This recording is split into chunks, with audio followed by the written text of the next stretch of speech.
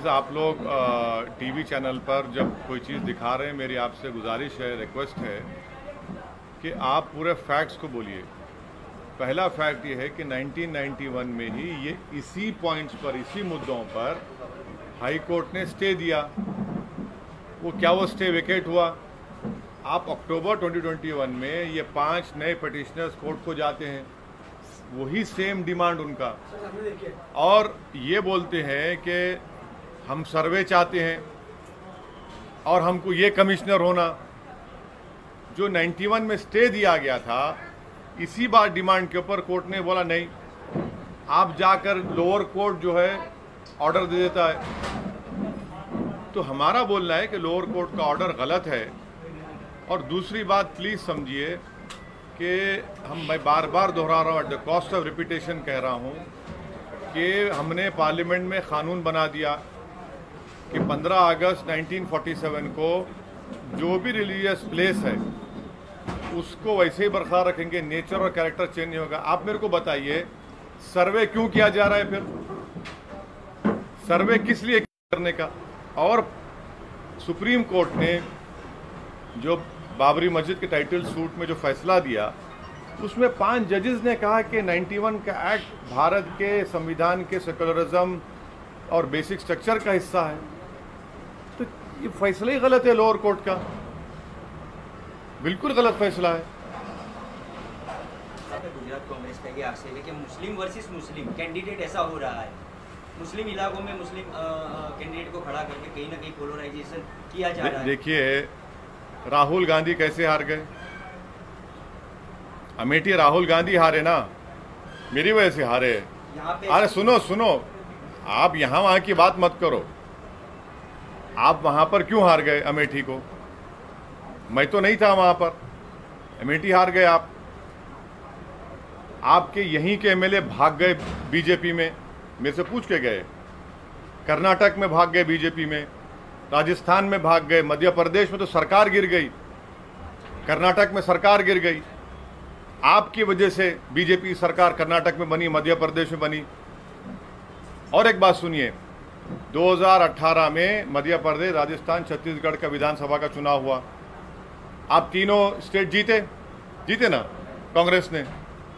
और आप जब पार्लियामेंट का इलेक्शन होता है, आप सिर्फ एक लोकसभा जीतते। राजस्थान का मुख्यमंत्री का बेटा हार जाता, मैं लड़ा क्या वहां पर? ये आर्गुमेंट बिल्कुल गलत है। मैं भारत की लोकतंत्र में मुझे इख्तियार है कहीं भी इलेक्शन लड़ने का। आप क्या समझ रहे कि मुसलमान गुलाम है आपका? आपके मुसलमान को क्या यरगमाल बना के रखे, होस्टेज बना के रखे क्या आप? हम लड़ेंगे मुद्दों पर और उन पर छोड़ेंगे जनता के ऊपर, किसको वोट डाले ना डाले।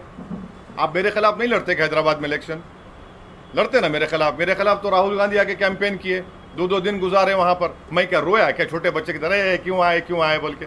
है ये रोना छोड़ो, मम्मी डैडी का जमाना खत्म हो गया। एंटाइटलमेंट की पॉलिटिक्स नहीं चलने वाली है। आप राजनीति को एंटाइटलमेंट के नाम पर चलना चाहते कि हम फुला परिवार है। अरे भाई, तुम्हारा ये परिवार संघ परिवार से भी जरूरत नहीं है हमारे को। तो ये चीज है सर। जैसे कि चुनाव आता है तो हिजाब का मुद्दा लाती है बीजेपी, लाती है हनुमान चालीसा लाती है, लाउड स्पीकर लाती है, अजान लाती है। तो बीजेपी जैसे मुद्दा लाती है, एमआईएम वैसे ही मैदान में आ जाती है। अब क्या बोलना चाहते हैं? मुद्दे का मतलब एक तरह से फायदा उठाते हैं या कांग्रेस कहीं ना कहीं दब जाती है? अरे कांग्रेस के एमएलए भाग गए तो मैं दबा रहा हूं क्या उनको? ज्ञानवापी मस्जिद के बारे में कांग्रेस क्यों नहीं मुंह खोलती? बोलो ना भाई, पार्लियामेंट का एक्ट है ना, छोड़ दो मुसलमान की मस्जिद तो छोड़ दो। आपको मुसलमान और उस मस्जिद से वास्ता नहीं है, मानता हूं मैं, पर कानून से तो वास्ता है ना तुमको। बोलो ना उसके ऊपर कानून का ऐसा है। आज बोलते आप, इतने दिन से हम जब बोल रहे थे तो उनको मालूम हो गया कि अब तो मामला गर्म हो गया। हिजाब के बारे में बोलने से आपको डर क्या है? भाई मेरा कल्चर का हिस्सा है, मैं पहनना चाह रहा हूं, मेरी बेटी पहनना चाह रही, कोई नहीं पहनता तो कोई पहनना चाह रही, तो आप क्यों नहीं बोलेंगे उस पर? आप नहीं बोलना चाहते इन चीजों पर।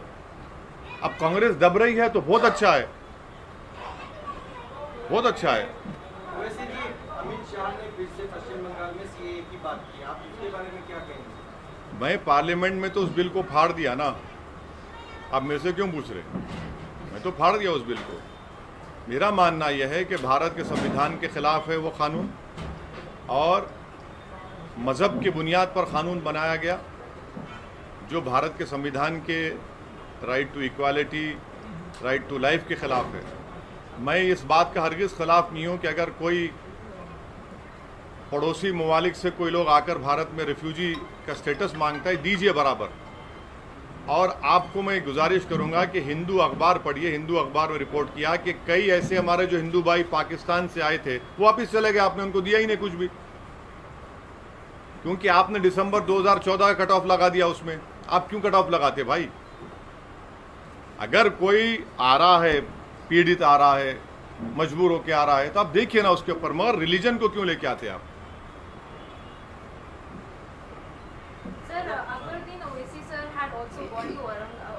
Madam, look, please understand. I understand your emotions.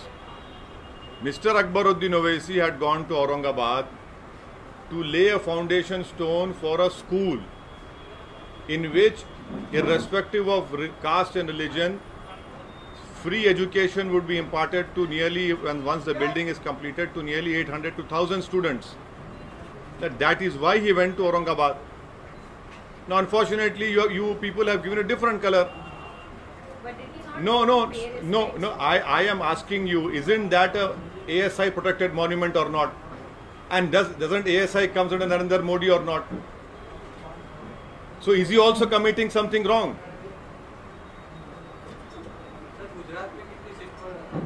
Gujarat पे अच्छे सीटों पर चुनाव लड़ेंगे और अच्छी और तैयारी के साथ लड़ेंगे और इंशाअल्लाह कामयाबी मिलेगी। कितने सीट पर लड़ेंगे, कहाँ पर लड़ेंगे, अभी बहुत जल्दी है, मगर उसका फैसला जब होगा आपको साबिर भाई बताएंगे, जो हमारे गुजरात के अध्यक्ष हैं मजलिस के। ताजमहल का भी विषय सामने आया, ताजमहल को लेकर भी पिटीशन की गई है। इस तरह से अलग अलग जो पिटीशन हो रही हैं उसको लेके ऐसा है ना कि देश में गेहूं का शॉर्टेज है, मगर कौन जिम्मेदार है? औरंगजेब जिम्मेदार है। देश में कोयला नहीं है, कौन जिम्मेदार है? बाबर जिम्मेदार है। देश में अनएम्प्लॉयमेंट नहीं है, कौन जिम्मेदार है? शाहजहां जिम्मेदार है। सबके लिए मुगल जिम्मेदार है ना, मोदी जी तो जिम्मेदार ही नहीं है। ये मोदी सरकार शॉर्टेज सरकार है। ये तो ना कोयला है, ना गेहूं है, ना रोजगार है, कीमतें आसमान को छू रही हैं और रुपया गिरते जा रहा है।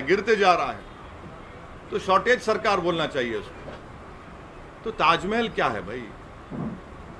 इतने साल के बाद हाई कोर्ट ने क्या कहा? देखिए, अभी मैडम का सवाल था, हाई कोर्ट में 2 जजेस ने कहा कि अब तुम कल बोलोगे हमारे चैम्बर में क्या हो रहा देखना चाह रहे हैं, उसको खारिज कर दिया। लोअर कोर्ट बोलता है नहीं, नीचे आके देख।